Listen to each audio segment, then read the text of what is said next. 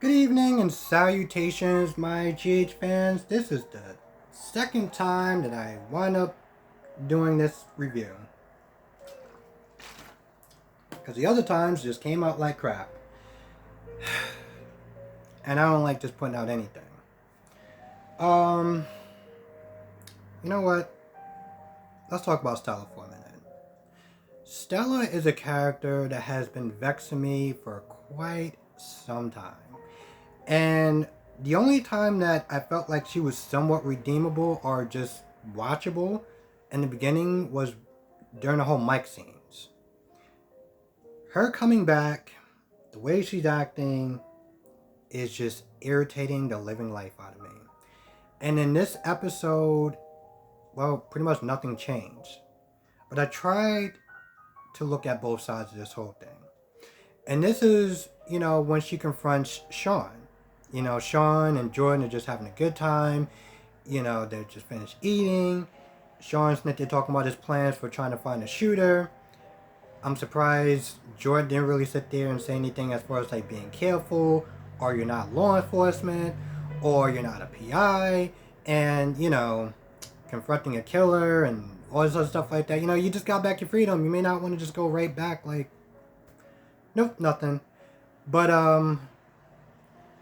of course, I think this is after.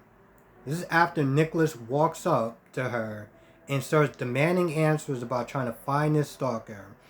And I looked at this whole scene and I was so glad that Jordan want to put Nicholas in his place. Because I'm like, yo, they literally like are in mid-sentence talking.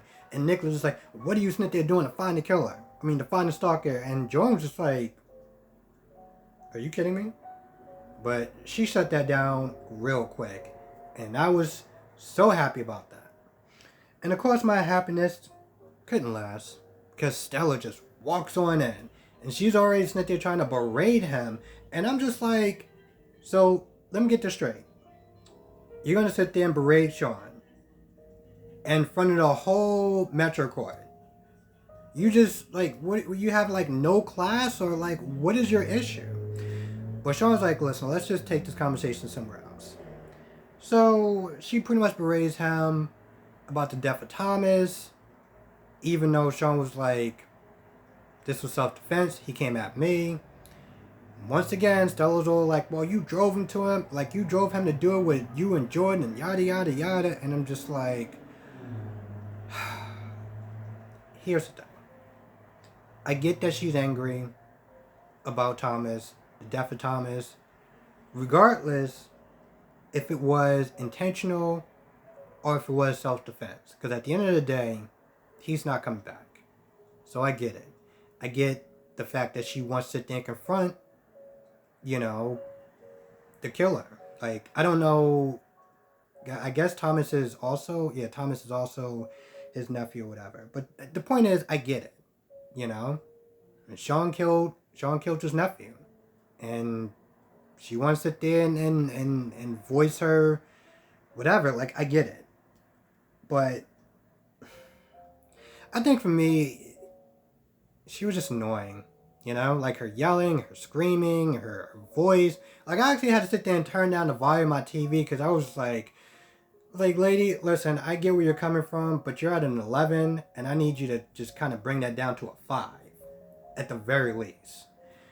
But, of course, Jordan jumps in. Jordan's like, listen, there was more to that story than just what you're looking at. Sean leaves, and they have a conversation, and of course, Jordan points out, like, yo, I didn't ask you to sit there and, run interference with Portia and everything like that. I didn't ask you to do that. Stella, being the dingbat that she is, and granted, I get it, that she had well intentions, but I'm like, it was none of your goddamn business. It really wasn't, She's all like, oh, well, I was sitting there doing it for your marriage and stuff like that. Don't you want your marriage to work? Yeah. But no one asked you to sit there and throw in your 2 cents. Like, this is the problem with her. She doesn't understand that while her intentions and her heart was in the right place, well, no one asked you to. No one asked you to do that. I feel like women like that need to have a hobby. or a boyfriend or a dog or a plant or something. Because everything was just going over her head when Jordan's like, yo, I didn't ask you to sit there and do that. That woman vexes me, and she's always going to vex me. The minute that I saw her face, the minute that she started walking down and she started berating him, I was just like, sweetheart, the problem is, even if you are in the right, I don't care. I really don't care. You know what?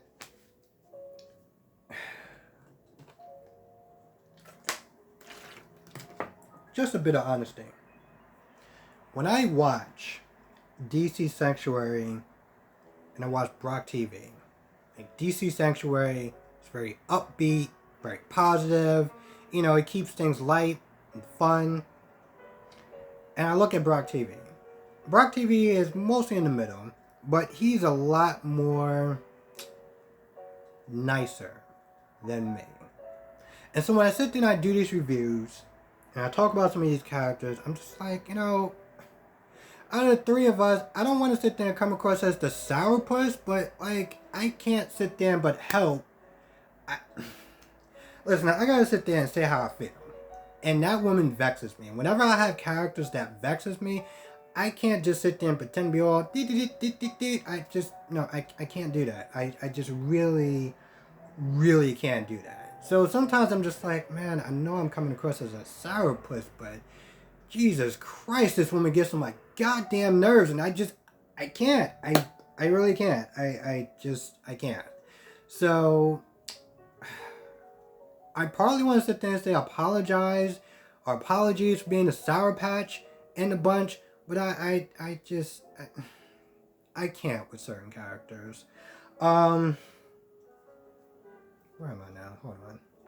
Now, let's talk about Terry.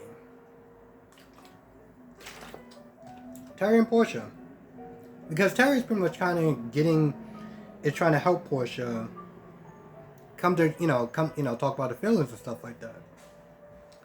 As far as Curtis and how she feels, and, you know, because Portia's like, I don't know if I want to go to the club because, you know, I don't want to be a rebound, and, you know, the dude is still technically married and stuff like that. We had a lot of issues, and, you know, but she kind of realizes that if she doesn't want to go into the club, like tonight, then she could probably lose him and maybe lose a good thing. And, you know, you have Curtis, you know, at the clubs, and they're looking around, waiting to sit there and see if he sees her. And I'm just like, Curtis, you know, did you even get the, like, divorce papers back from Jordan? Or at this point, it's just a formality? Because I'm just like, bro, she didn't even sign the papers yet, and already you sit there being like, oh, I can't wait to sit there and see Portia tonight. Even though I'm technically still married, I just can't wait. Like,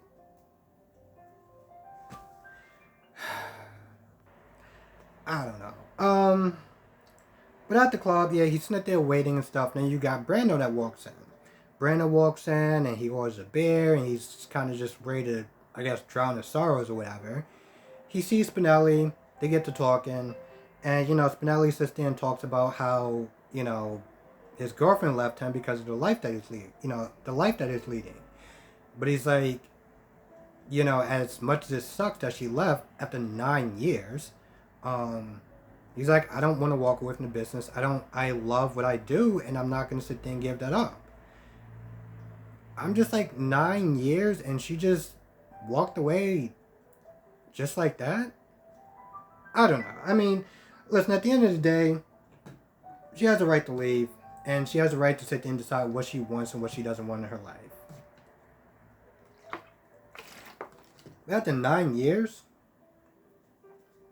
it just seems so fast.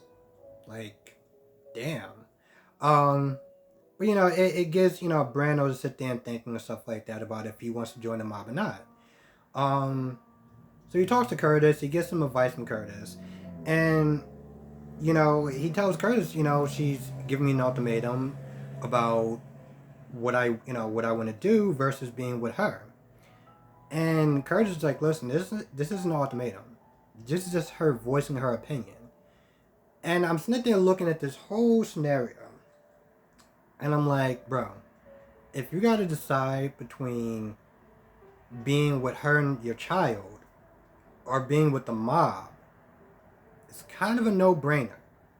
But yet we had to sit there and spend this entire scene just for him to come to that conclusion. And he did come to the conclusion. He was like, all right, thank you, whatever, and he leaves. And I'm just like, really? I don't know. I guess, him being a new father or whatever, whatever. I'm gonna try to give him a bit of a pass, but and of course, on the other side of town, you got Michael talking to Sasha, and Sasha's just like, I'm not sure if I want Brendan to be in my life. But she doesn't really sit there and say why. So I find that to be a little kind of jarring. I mean, I get that maybe, she doesn't want to sit there and offend Michael by sitting there saying that, I don't want Brandon to be in your family's business or whatever. But he refers to himself as a quarterman. He's been living there for quite a while. I don't think that he would sit there and take much issue with her voicing her opinions about Brandon and why. Now let's get to this other part of the story, because I'm not going to lie, I've been giving the Sunny Side story a lot of flack for it taking too long. And watching this Willow and Chase scene is just like, this is another story that has been going on for far too long. Like, they have stretched this out to the point where it's like, oh, he's sick. Now he's not sick. Oh no, he can't walk. Well, I guess you gotta sit there and be a part even longer. Like, what are we doing? But yeah, you got Chase and Willow, and Chase is sitting there doing PT, and Willow walks in. They talk for a little bit, but Chase is frustrated. He wants to sit there and walk. He wants to sit there and continue on with his life, but he feels that it's taking too long, and Willow's like, listen, just kind of give it some time, and, you'll get there. You can't sit there and rush this process or whatever. It's not the words that he said, but that's pretty much the gist of what she was saying. And, well, Chase snaps at her. He snaps at her because he's frustrated. He's frustrated. He wants to sit there and start their life together and start their marriage and everything like that. And, he takes his anger out on her, and she walks out. And, of course, she talks to Michael about his frustration and everything like that. And, she also apologized to Michael because now she's keeping him on hold. They can't sit there and be together because Chase can't walk. And she's like, I'm sorry, this is just how it, I'm sorry about this whole thing. And, my goodness. This is when Michael's like, listen, it's going to take as long as it's going to take. I'll wait for you forever as long as it takes. And I'm not going to lie, this is when some people will sit there and call him a beta male. Now, I don't generally like using those terms because I've never came across as like an alpha or anything like that. But I'm like, bro, if you would have been a little bit more assertive and been like, hey, listen, I get it, he can't walk, but he is alive at some point. We got to sit there and tell him the truth. Because now he's totally okay with just having his whole relationship in limbo, having his whole life in limbo. And it's like, bro, like, you're really okay with this? I get it the first time because the dude was dying. Okay? The dude was literally at doors, he was literally going to die. But now it's like, okay, well, he's in PT to walk and stuff like that. And it's like, okay, we get it that he's doing it for her. But I'm like, bro, maybe he should also do it for himself. Like, even, when Chase sits there and talks about, oh, I'm walking, I'm learning how to walk again. I'm doing this for you. It's like, maybe you should do it for yourself too. To get back to your job, to get back to your life. Maybe you should do this for yourself. And I get it, it's supposed to be romantic and everything. I'm like, this is just dumb. And of course, their story, Michael and Willow's story goes nowhere because reasons. So, okay, I guess, fine. Spencer and Brett. They catch up. Here's the thing. and I said this before, and I don't like to sound like a broken record, but this is for anyone that's new. It's hard for me to sit there and fully get invested into the Spencer character because I feel like in some ways, like the beginning of his story just seems so fundamentally broken. I mean, he's come back on this revenge quest to sit there and get back at Ava because, Ava didn't sit there and testify against Valentine. But I'm like, you have no problem going after like, you're not going after Valentine like that. You're not giving Valentine those, all of that energy, but you're gonna sit there and go after Ava because she denied you of, you know, testifying? Like, are you kidding me? But pretty much in the scene after they catch up, he pretty much tries to parent trap Britt and Nicholas. And I'm just like, bro, are you kidding me? Dude, you're like nearly, like, you're 18 years old. But I get what he's trying to do. The problem is that they've been apart for so long. And they seem to have so much animosity towards each other. That was just like, what are you doing? Only good thing that actually came out of that whole scenario is that Nicholas apologized for, well, him accusing her of doing, all that stuff. That's the only good thing that actually came out of this whole scene. Other than that, I was just kind of like, I just really didn't care. Now, on the other side of town, you got Ava and Trina, and, Trina just went there looking for some advice from Ava as far as how to deal with this whole Spencer Victor thing. Well, this whole Victor thing, because, not telling Ava about Spencer being back, or, the whole thing. But, Ava's just like, go for it. Just be careful because, you're already sitting there making excuses for him. You're giving him another chance after already he lied to you, so just be careful. I do like seeing their friendship. I do like seeing the other side to Ava, not just the angry, vengeful side. It is nice to sit there and see. So, that was good. I think I said, I'm not going to lie, I actually wound up doing this review like twice or 3 times because I just didn't like how this review is coming out. So if I repeat stuff, I apologize. Towards the end of the episode, and I think I said this, towards the end of the episode, Portia does want to go into the club to meet Curtis. And he's happy. He's happy. I'm happy. Well, not about that, just, seeing Portia, because, I mean, I can't honestly sit there and think about a scenario where this woman doesn't look good.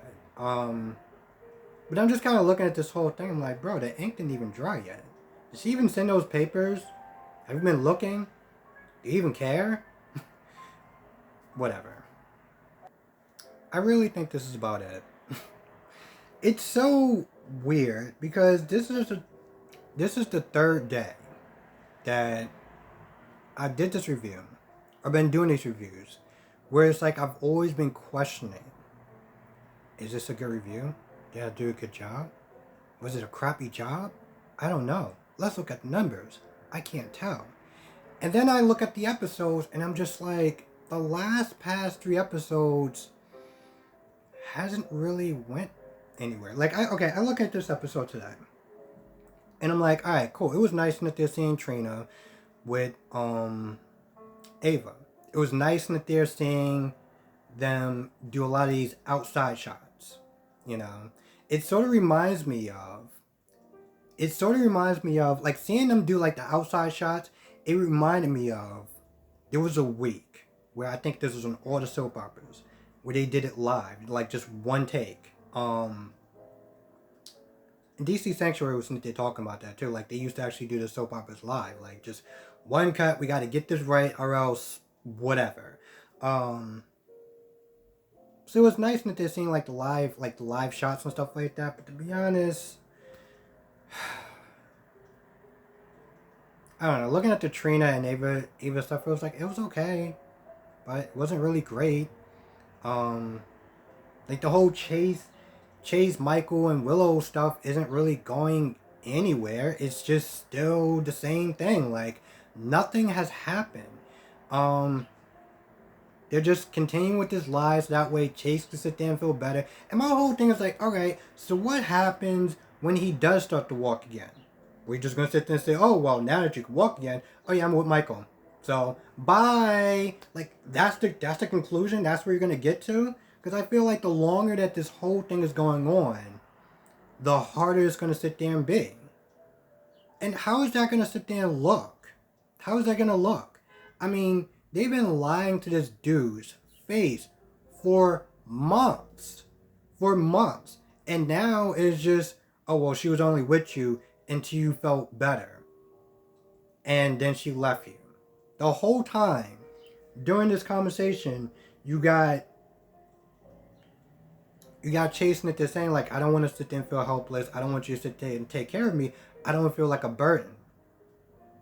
So imagine when he does start to walk again, and you tell him, oh, the only reason I was with you was pretty much because you were sick, you were dying, and you couldn't walk. How's that gonna look? That's why I'm like, this episode didn't go anywhere. And it's like, even when I'd be glad when it concludes to something, because at least I can have some sort of emotional reaction, good, bad, or laughter or something. But just watching this whole scene was just like, it's not going anywhere. It's boring. Nothing's happening. I mean, I look at the whole Terry and Portia stuff, and it was like, it was just getting Portia from A to B, from making her decide, making her help her decide on what she wanted. That was it. Same thing with Brando. Brando was deciding on, he looked at the situation like it was an ultimatum. I'm like, bro, even if it was an ultimatum, you're going to choose, what, the business over your unborn child? Like, really? It took a whole scene before you realized that. That's why I'm just like, things like that, I'm just like, oh my goodness, that's why, like, when I do these reviews, I'm just like, man, is it me or is it just episode? And I'm like, no, it has to be this episode, because doing a review on Days was so much. I felt like it came out so better because the episode was just better, and God, I am so not doing this review again. Because I did this, I could have swore I must have did this like 3 times. And I know I missed something. And I don't know what I missed. But I feel like I missed something because, well, like usual, I write my notes like I write a book. So. And the sad thing is that, even though I was listening to talking about it, the best scene was the Sean and Stella stuff. Because, yeah, it vexed the hell out of me. Like, well, she vexes the hell out of me. But you know what? It made me feel something. And I can't sit there and say that about the rest of this episode. And with that being said, I think that's about it.